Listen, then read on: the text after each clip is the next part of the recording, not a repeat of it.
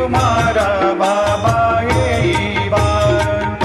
सदा सस्वरूपं चिदानन्दकन्दं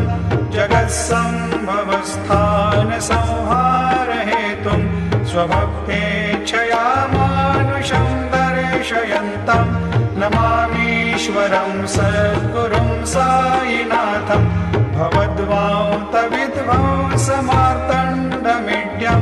मनोवागतीतं मुनिर्ध्यानगम्यं